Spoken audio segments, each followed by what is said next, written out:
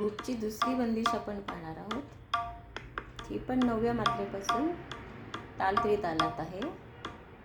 सुरासुर भजत मुनिवर शंकर, सुरासुर भजत मुनिवर शंकर, समदर्शी प्रभु परगिरिजावर,